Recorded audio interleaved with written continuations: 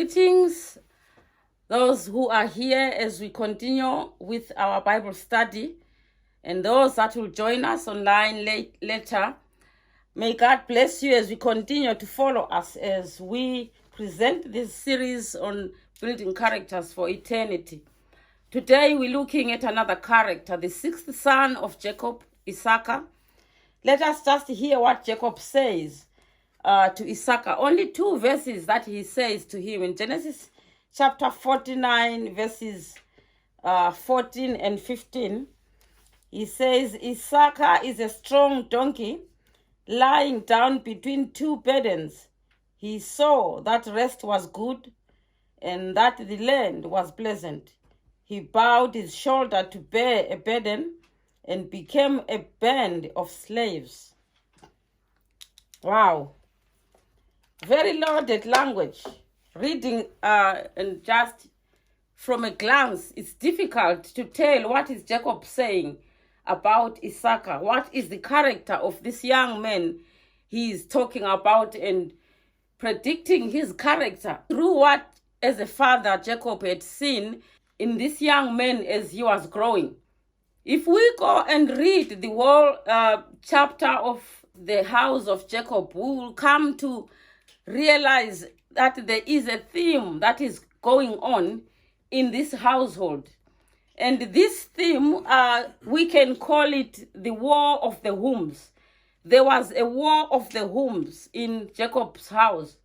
Two sisters, having been married by their father to one man in a quite treacherous manner, they came to fight and thrive against each other to be the best to the men that they found themselves married to.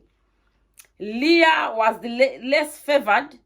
Jacob initially had got into a contract to work 7 years for Rachel with Laban, their father. But on the marriage day, Laban treacherously gave Leah to Jacob. You read and try and understand about the cultures of that time and how they used to conduct marriages. It was quite possible, therefore, that Jacob could be given a wrong woman on the wedding day. The weddings were done at night. As the sun goes down, the wedding is done, and the ceremony after it is done, the bride will be prepared and she'll be covered from head to toe, and she will sit in the room where the groom, after the whole ceremony is done, the groom will go in the middle of the night. He was not allowed to put the light on, but just to go in and spend with this woman their first wedded night together. He will wake up in the morning seeing the woman for the first time in the daylight. This is what happened to Jacob. He found himself he has been married to Leah, and enraged as he was, he spoke to Laban about it, and Laban said, well, if you still want Rachel, because according to culture, Leah is eldest, so I couldn't marry the younger one while the eldest is still not married. If you still want Rachel, I can give it to you for 7 more years. Laban was quite a trickery man. He had seen the blessing in his house that he believed was coming through Jacob's hand. His livestock multiplied greatly while it was under the care of Jacob, and he did not want to let him go so quickly. He wanted him to linger in his house longer. So this trickery resulted in two sisters being married in one man. And the Bible puts it clearly that Jacob did not love Leah, he loved Rachel. And as a result, this was quite evident, and Jacob, he could not really balance himself between them. He made it clear that his wife was Rachel. Leah was there in his life by circumstance. But Leah, she thrived, therefore, to try and please Jacob. While all this was happening, the Bible says God saw that Leah was not loved, and God gave Leah something to console her. And he opened her womb. Leah, she bare children, but Rachel could not bear children in the beginning. It goes on until this time when it came to the birth of Issaca. After Leah she had given birth to Reuben, she had Simeon, she had Levi, she had Judah, and then somehow she stopped conceiving. It's like she was actually conceiving every year. They were just a year younger than each other, these boys. When before Issaca came, there came a time when Leah thought that she was no longer going to conceive. Now, it was at this time when Rachel, realizing that she's not conceiving, she had taken her handmaid to say, I want to have children through my handmaid. And Jacob found himself with no choice but to do as the woman was saying. She wanted to please Rachel. Seeing this, that now Rachel has a child now through her handmaid. And Leah realizes that now she is no longer conceiving. She started panicking because she thought having more children was the only way in which Jacob would love her. Now she has got 4. She still doesn't see any change. And when she realizes I'm not conceiving, she panics. During this time, we can actually assume that Leah was trying so much to conceive. She was even taking some herbs. There is a herb that she sent his older son, Reuben, to go and get in the fields for her. This herb is mentioned in the Bible that is called the madras. If you look at it, you will find that this herb, it's been believed from ancient times that if a woman takes it, it helps her conceive.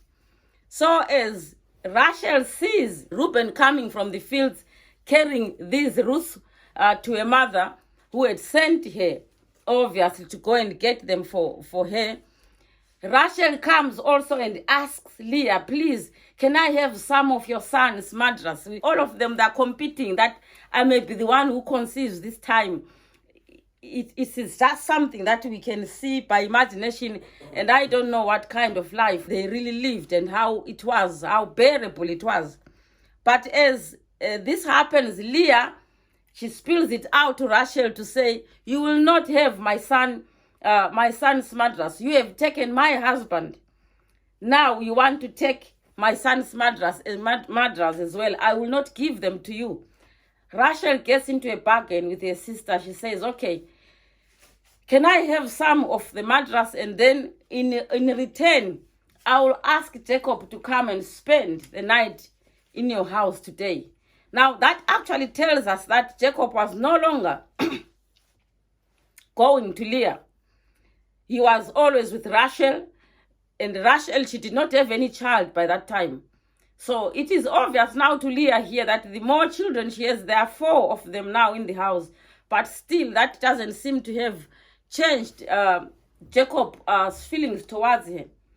So with that bargain, Leah agrees and she gives Rachel some of the madras, and as Jacob comes home from wherever he had been throughout the day, coming from the fields where he had been shepherding Laban's flock, Leah runs to meet her and explains this to him, that she has hired him with her madras from Rachel, that he comes and spends the night in her house.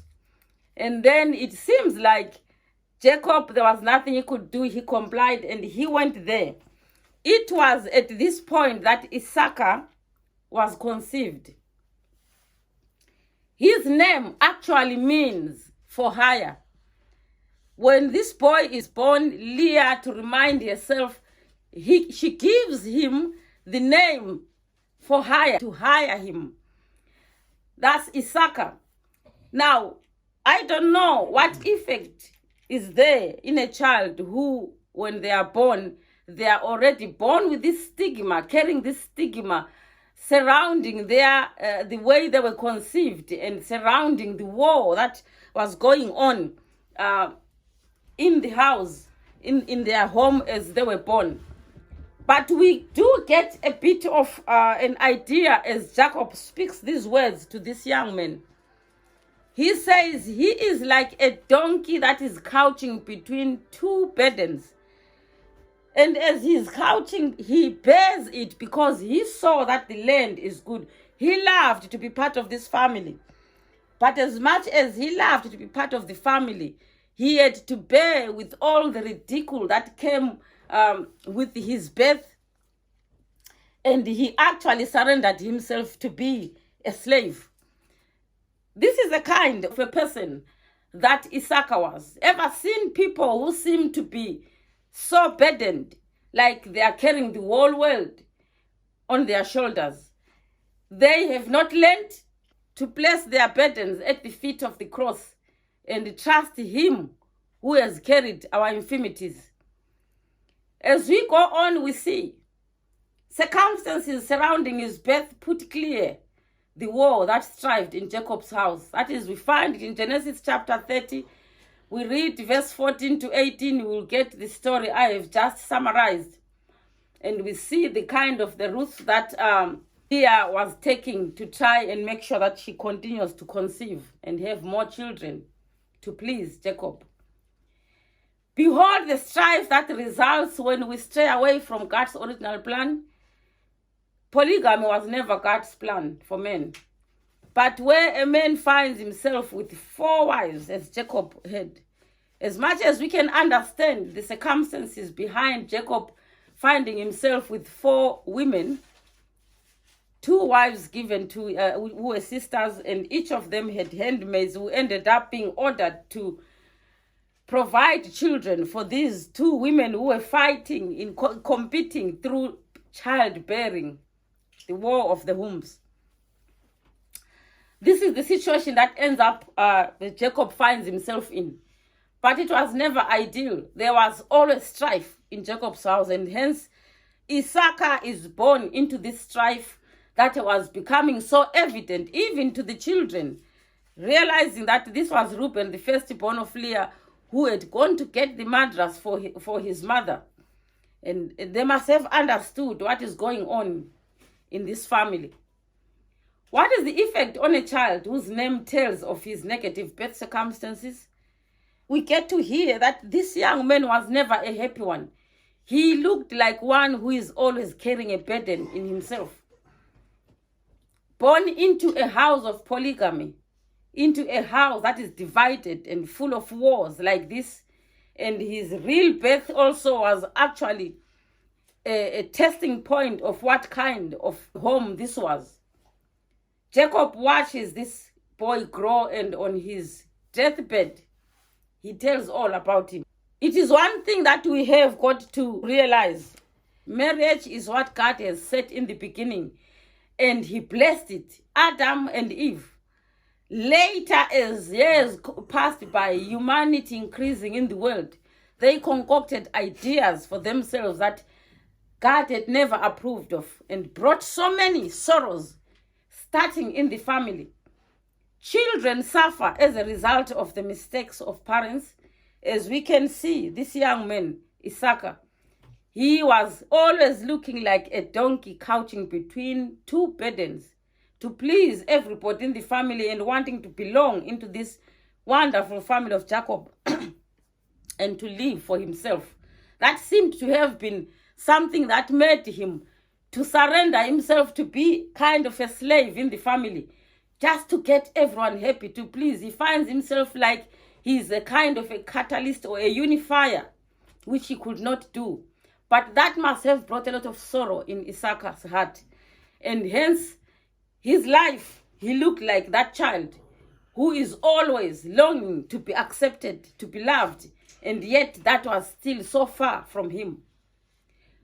This is part 1 of Issaca. Next week, as we continue, we will look at what that actually means in the real character of an Issacharite, even the Issacharites of today, and them that will go through that gate of Issaca, what they should learn and what they should learn to give up and to put at the feet of the cross. Him who said, who has borne all our infirmities and our burdens, even to the cross of Calvary, that our burdens may be laid down so we can be able to go through those gates. He says, All those that labor and are heavy laden, come unto me. That's what Jesus is saying. Carrying our burdens ourselves until they nearly crush our souls is not going to help anyone in any way, but it may only serve to close the gates for you. For if you are overburdened by the things of this world, the love of the Father cannot be in you, neither can you be able to be the best that you can for God, because you are ever burdened by the things of this present life. May God bless us as we read and continue to follow these lessons as we started together. Please, as you watch, those who manage to watch in YouTube, remember to subscribe so you can support this ministry. May God bless you, and meet you again next week.